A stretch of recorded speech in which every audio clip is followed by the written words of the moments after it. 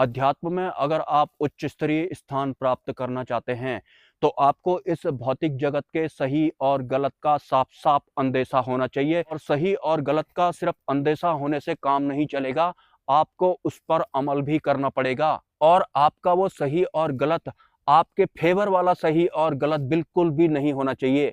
मतलब आपके मैं और मेरा वाला सही और गलत बिल्कुल भी नहीं होना चाहिए। वो सही दिशा वाला सही या फिर गलत होना चाहिए। मतलब सत्य मार्ग वाला सही या फिर गलत होना चाहिए। ऐसा नहीं कि इस भौतिक जगत के इंसानों की तरह 2-4 लोग आपका भला कर रहे हैं तो वो आपके लिए सही हैं क्योंकि उन्होंने आपका भला किया था। बहुत सारे लोगों को मैंने ये कहते हुए सुना है कि फलाना इंसान भले ही वो दुनिया के लिए कैसा भी हो, लेकिन मेरे लिए तो वो अच्छा ही है, तो अच्छा ही मैं उसे मानूँगा। मतलब एक आम इंसान की नज़र में सही वो इंसान होता है जो उसके फ़ेवर का होता है या फिर जो उसके हक में बात कर रहा होता है। ऐसा बिल्कुल भी नहीं चलेगा। वो सही दिशा वाला सही या फिर गलत होना चाहिए।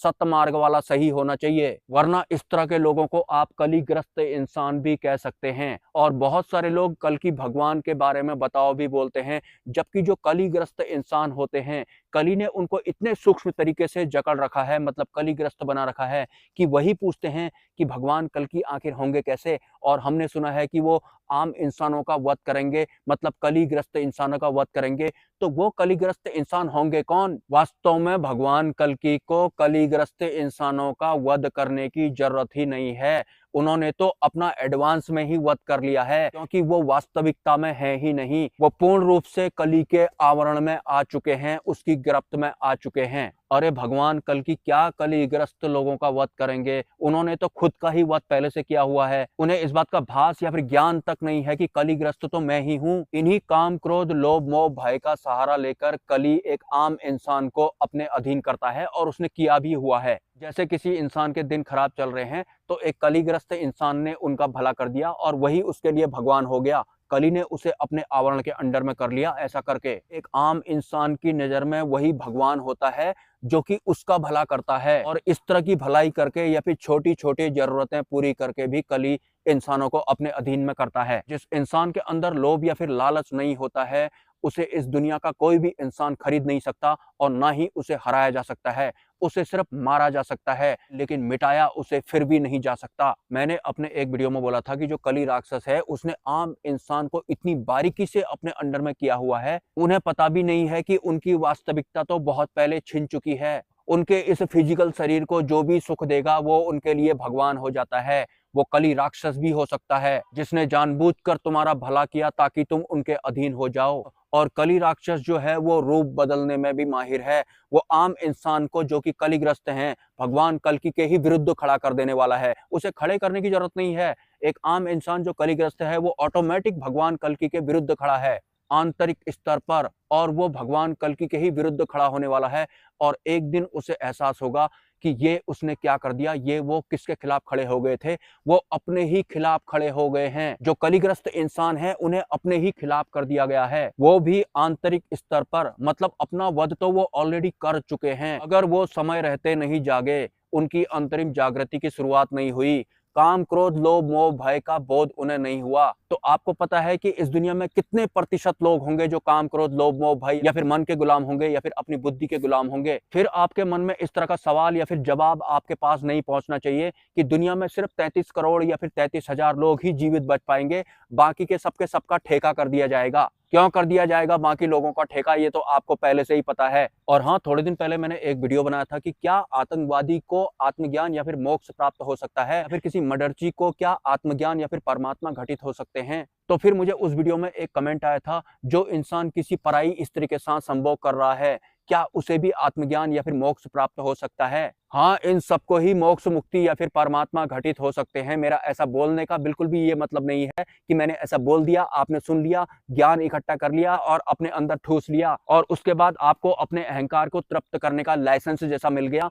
आप में एक उम्मीद जैसी जाग गई कि मैंने इस तरह का गलत काम किया था तो मुझे भी आत्मज्ञान प्राप्त हो जाएगा। बिल्कुल भी नहीं होने वाला है। ये स्पिरिचुअल वर्ल्ड के जितने भी शब्द आपको सुनाई पड़ते हैं, जैसे कि काम, क्रोध, लोभ, मोह, भय या फिर मन, बुद्धि या फिर माया, इन शब्दों को जान लेने से, इनका ज्ञान अपने अंदर ठूस लेने से, या फिर मेरे बोले गए शब्दों को अपनी बुद्धि के हिसाब से ग्रहण कर लेने से आतंकवादी या फिर मर्डरची तो क्या, एक आम इंसान को भी मुक्ति, मोक्ष या फिर परमात्मा घटित नहीं होगा। इन सभी शब्दों का ज्ञान नहीं, उस इंसान को बोध होना चाहिए, वो सतमार्ग पर चलना चाहिए, के भीतर सत्य का संचार होना चाहिए, उसे महसूस होना चाहिए। और ये एक व्यवस्था होती है, अंतरिम जागृति के दौरान इंसान को महसूस होता है। उसे काम, क्रोध, लोभ, मोह, भय या फिर जितने भी अन्य स्पिरिचुअल वर्ड होते हैं, वो उन सब की अवस्था में जाता है, उसे बोध होता है, उसके भीतर इन अवस्थाओं का संचार भी होता है।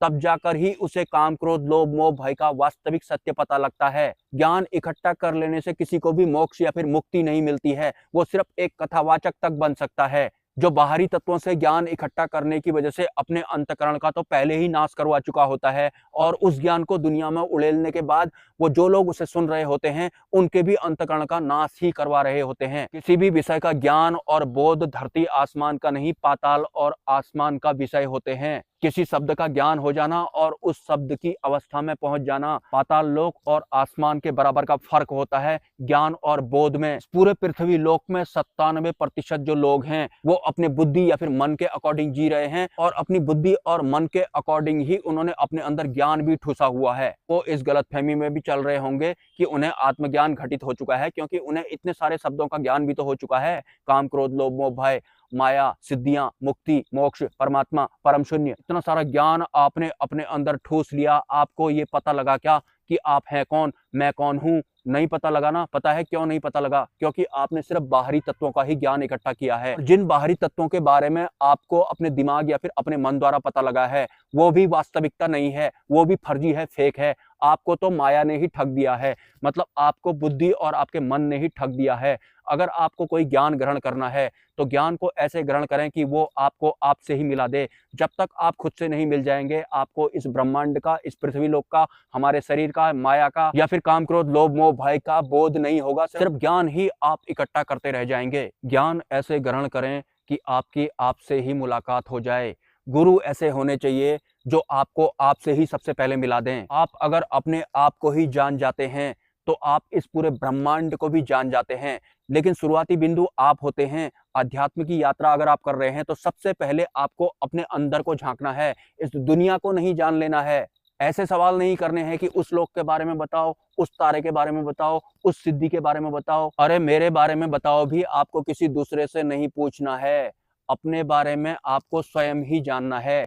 स्वयं वाली स्वचालित अवस्था में आपको जाना है। स्वचालित अवस्था मतलब अपने आप होने वाली अवस्था। जैसे हम सपने में होते हैं, हम अपने आप ही सपना देख रहे होते हैं। हमने प्लान नहीं किया होता है कि आज मैं इस तरह का सपना देखूंगा, फिट करके सो जाता हूं और उसके बाद सेम सपना आपको आएगा। वो एक तरह की अपने आप वाली अवस्था थी। ध्यान में भी ऐसी अवस्था होती है। या फिर जो हमारी सांसें चल रही हैं, ये हम ले नहीं रहे हैं, ये भी अपने आप चल रही है। इसे भी आप अपने आप वाली अवस्था कह सकते हैं। और अपनी सांसों पर भी आप ध्यान केंद्रित कर सकते हैं अपनी अंतरिम यात्रा करने के लिए, मतलब अपने आप को जानने के लिए। सबसे पहले आपको अपने आप को जानना है, उसके बाद आपको जरूर पता लग जाएगा कि जो भगवान कल्कि हैं वो कलिग्रस्त किन लोगों का वध करेंगे और उनको करना पड़ेगा या फिर नहीं करना पड़ेगा, या फिर जो कलिग्रस्त लोग हैं उन्होंने पहले ही अपना वध करवा दिया है। और हाँ, इस तरह का ज्ञान आप लोगों तक पहुंचाने के लिए मुझे धन की जरूरत पड़ती है, लेकिन उस धन से मेरा भला नहीं होता है। उस धन से मैं दुखों को आकर्षित करता हूँ, उसके बाद जाकर मैं ये सब आपके सामने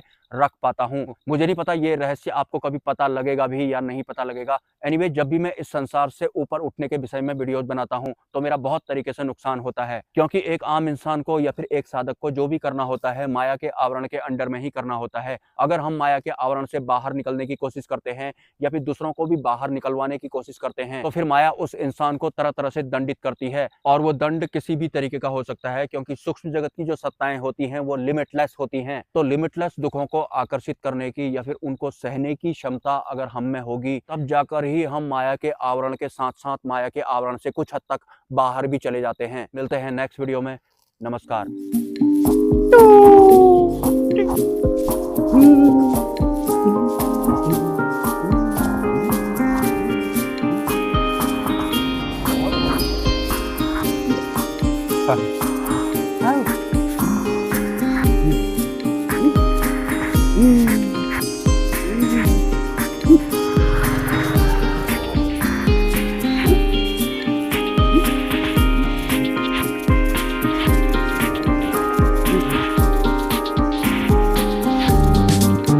Au, oh, ya ya. Aduh,